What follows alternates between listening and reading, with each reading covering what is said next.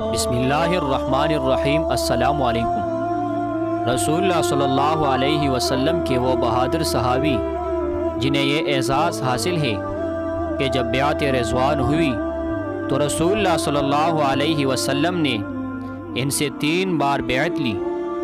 اس بہادر صحابی کا تذکرہ کریں گے جو گھوڑے سے زیادہ تیز دوڑتے تھے۔ یہ ایک ایسے صحابی تھے جنہوں نے تنہا ہی رسول اللہ صلی اللہ علیہ وسلم کے اونٹ چوری ہونے سے بچائے۔ کفار کے ایک لشکر نے آپ صلی اللہ علیہ وسلم کے اونٹ چوری کرنے کی اپنی پوری کوشش کی، مگر وہ اس میں ناکام اور شرمندہ ہوئے، کیونکہ کفار کے لشکر کا سامنا رسول اللہ صلی اللہ علیہ وسلم کے اس بہادر سپاہی سے ہوا جن کو اللہ تعالیٰ نے یہ خصوصیت دی تھی کہ وہ دوڑنے میں تیز ترین گھوڑے کو بھی شکست دینے کی طاقت رکھتے تھے۔ چنانچہ صحابی رسول صلی اللہ علیہ وسلم نے کفار کے لشکر کا بہادری سے مقابلہ کیا اور کفار کے لشکر کو الٹا اپنا سامان چھوڑ کر بھاگنے پر مجبور کر دیا۔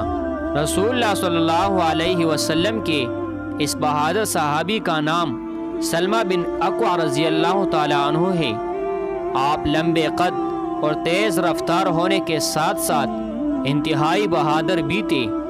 آپ مدینہ منورہ سے تھوڑے سے فاصلے پر مہر الزہران کے مقام پر رہتے تھے۔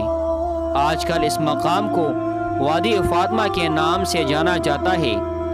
صحابی رسول صلی اللہ علیہ وسلم صحابی رسول سلمہ بن اکوع رضی اللہ عنہ نے غزوہ خندق کے تھوڑے عرصے بعد اسلام قبول کر لیا تھا۔ صحابی رسول اسلام قبول کرنے کے بعد بے سر و سامانی کے عالم میں مدینہ منورہ تشریف لے آئے۔ مدینہ منورہ میں انصاری صحابی ابو طلحہ رضی اللہ عنہ کے پاس کام کرنے لگے۔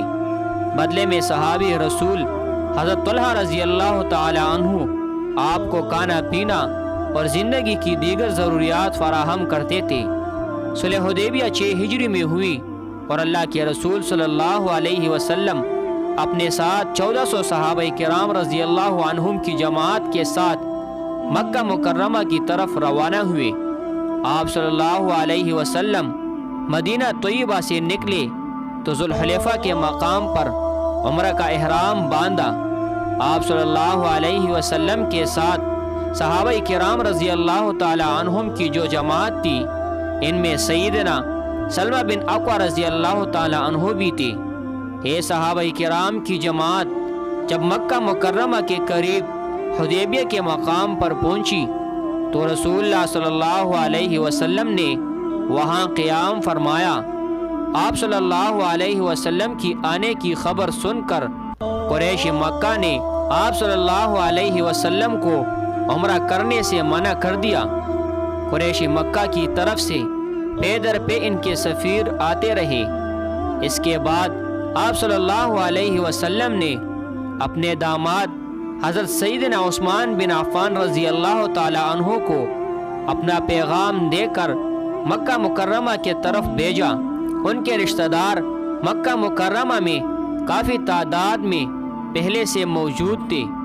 صحابی رسول کو واپسی میں کچھ تاخیر ہوئی تو کفار مکہ نے افواہ پھیلائی کہ عثمان بن عفان رضی اللہ تعالی عنہ کو شہید کر دیا گیا ہے۔